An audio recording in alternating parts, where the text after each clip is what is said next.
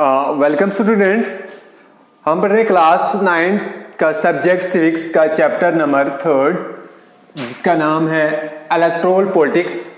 तो आज हम इलेक्टोरल पॉलिटिक्स के बारे में पढ़ेंगे और इस इलेक्टोरल पॉलिटिक्स का जो पहला टॉपिक है यह है इलेक्शन, कि इलेक्शन होता क्या है। तो इसके हम डेफिनेशन पढ़ेंगे। मैकेनिज्म और procedure by which people can choose their representative at regular intervals and change them if they wish to do so. This mechanism or procedure is called election.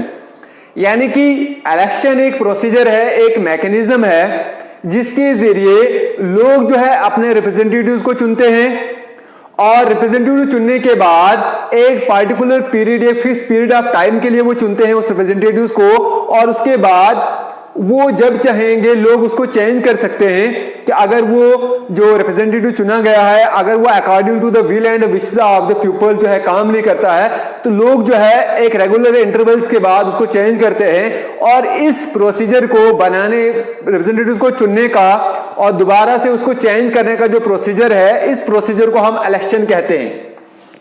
और इलेक्शन जो है बहुत democratic and non democratic cases में होते हैं, लेकिन जिस country में इलेक्शन जो है एक डेमोक्रेटिक तरीके से होते हैं, एक फ्री एंड फेयर मैनर से होते हैं, लोगों के सामने एक रियल चॉइस होती है, तो सबसे ज्यादा जो बेस्ट इलेक्शन जो होते हैं वो डेमोक्रेटिक कंट्रीज में होते हैं। ठीक, अब इलेक्शन के जरिए लोगों के सामने बहुत सारे चॉइसेस होते हैं। In an election voters make many choices, यानी कि जब इलेक्शन होता है तो इलेक्शंस के दौरान लोगों के सामने बहुत सारी चॉइसेस होती हैं कि लोग क्या करते हैं। पहली चॉइस लोगों के पास क्या होती है, they can choose who will make laws, यानी कि लोग डिसाइड करते हैं, इलेक्शन के जरिए लोग डिसाइड करते हैं कि कौन उनके लिए लॉज बनाएगा, यानी कि जिसको वो रिप्रेजेंटेटिव्स को चुनेंगे इट मीन दैट वो लॉज बनाएगा। तो पहली चॉइसेस जो है इलेक्शंस के दौरान लोगों के सामने बहुत सारी चॉइसेस रहती हैं। तो पहली चॉइस है कि they can choose who will make laws, पहली चॉइस है लोगों के पास कि वो कौन लॉ बनाएगा, ये लोग डिसाइड करते हैं। उसके बाद दे can choose who will form the government, अब ये दूसरी उनके पास चॉइस होती है कि वो किसको चाहेंगे, कौन गवर्नमेंट बनाएगा सबसे पहले, यानी कि जिसको वो चूज करेंगे तो वो लॉज बनाएगा। और दूसरा जो है उनके पास चॉइसेस रहती है कि कौन लोग जो है they choose who will form the government, कौन गवर्नमेंट बनाएगा, जिसको लोग चुनेंगे वही तो गवर्नमेंट बनाएगा। ठीक है, लोगों के रिप्रेजेंटेटिव्स के बगैर कोई गवर्नमेंट बना नहीं सकता है, तो लोगों के सामने बहुत सारी फेयर चॉइस रहती है। एंड टेक डिसीजन, और कौन डिसीजन लेगा, जो में से डिसीजन लेते हैं कंट्री में, इंटरनल एक्सटर्नल जितने भी डिसीजन होते हैं वो एक रिप्रेजेंटेटिव गवर्नमेंट लेती है डेमोक्रेटिक में, और जो रिप्रेजेंटेटिव्स होते हैं वो लोग उनको चुनते हैं। थर्ड वन है they can choose the party whose policies will guide the government and law making, और क्या करते हैं लोग जो है वो पॉलिटिकल पार्टीज को चुनते हैं, यानी कि कौन सी पॉलिटिकल पार्टीज है जिसकी पॉलिसीज अच्छी है, जो कंट्री को गाइड कर सकती है और कंट्री के लिए जो लॉज बनाते हैं वो बेटर लॉज होंगे। तो लोगों के सामने फोर्थ चॉइस जो है, थर्ड चॉइस जो है रहती है कि वो किस पॉलिटिकल पार्टीज को चूज करेंगे। ठीक, उसके बाद जो हमारा नेक्स्ट टॉपिक है minimum condition of a democratic election, यानी कि मिनिमम कंडीशन जो है डेमोक्रेटिक इलेक्शंस में क्या क्या होनी चाहिए, क्या क्या होती है। सबसे पहले everybody should be able to choose, यानी कि डेमोक्रेटिक कंट्री में जितने भी लोग होंगे, जो एक प्रोसीजर रखा गया है कि कितने साल के उम्र के लोगों को राइट टू वोट होगा, तो सबसे पहले लोगों के सामने जो है हर एक को जो है वो, यानी कि हर एक को राइट होना चाहिए कि वो गवर्नमेंट को मेकिंग ड्यूरिंग जो है गवर्नमेंट मेकिंग प्रोसीजर में सारे पार्टिसिपेट करें, जिस तरह से हमारे इंडिया में जो भी 18 ईयर्स अबव होगा उसको राइट टू वोट है।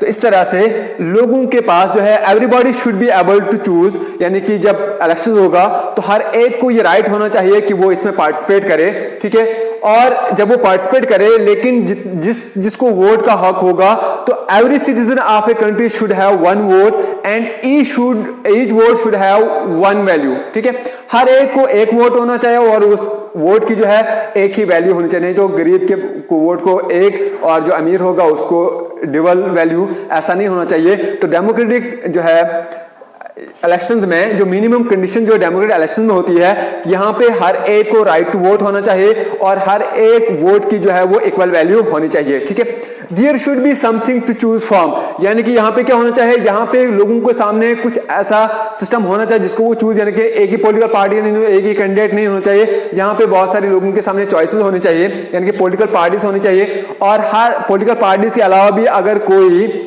जो कैंडिडेट जो है इंडिपेंडेंटली जो है लड़ना चाहता है, तो यहाँ पे क्या होना चाहिए, candidate should be free to contest election, यानी कि डेमोक्रेसी में जब इलेक्शन होते हैं तो इलेक्शन में पॉलिटिकल पार्टीज को भी इंडिपेंडेंस होना चाहिए इलेक्शन कंटेस्ट करने का, और कोई इंडिपेंडेंट कैंडिडेट अगर इलेक्शन कंटेस्ट करना चाहता है तो उसको भी फ्री विल होनी चाहिए, यहाँ पे कोई भी रिस्ट्रिक्शंस नहीं होनी चाहिए। तो ये मिनिमम कंडीशन जो है डेमोक्रेटिक इलेक्शंस की हैं।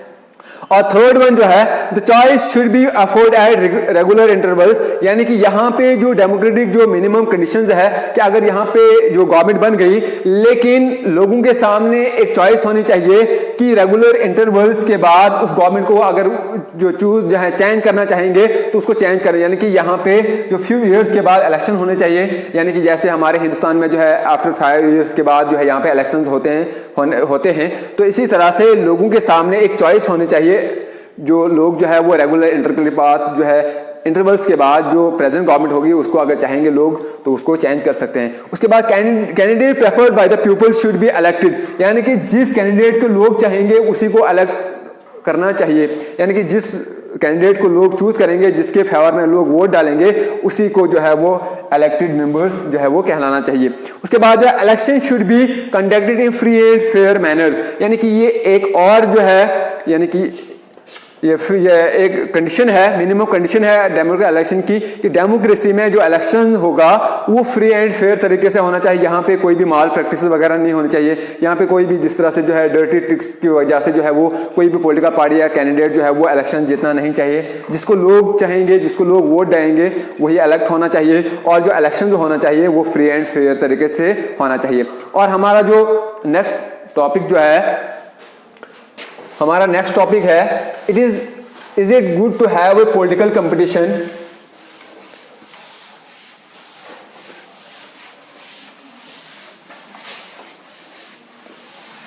हमारा जो नेक्स्ट टॉपिक है, थर्ड टॉपिक है, is it good to have a political competition. यानी कि डेमोक्रेटिक कंट्रीज जहां पे इलेक्शंस होते हैं वहां पे पॉलिटिकल कंपटीशन होना चाहिए या नहीं होना चाहिए। अगर सबसे पहले हम देखेंगे इसके मेरिट्स की जो है, डिमेरिट्स की बात करेंगे कि पॉलिटिकल कंपटीशन की वजह से क्या क्या नुकसानात होते हैं। सबसे पहले क्या होता है, जो इलेक्शंस होते हैं, इलेक्शन क्या करते हैं, इलेक्शन जो है सोसाइटी को डिवाइड करते हैं, यानी कि इलेक्शन की वजह से सोसाइटी में डिविजन्स आ जाती हैं। बहुत सारे लोग, यानी कि यहां पे बहुत सारी पॉलिटिकल पार्टीज होती है, बहुत सारे कैंडिडेट्स होते हैं, तो some peoples favour one party and the other favour the other party, तो इसकी वजह से क्या हो जाता है, सोसाइटी में डिविजन्स आ जाती हैं। दूसरा क्या होता है, कंपटीशन की वजह से यहां पे बहुत सारे जो पॉलिटिकल लीडर्स होते हैं, पॉलिटिकल पार्टीज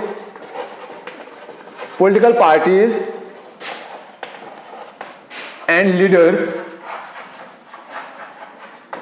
क्या करते हैं, एलिगेशन लगाते हैं एक दूसरे के खिलाफ।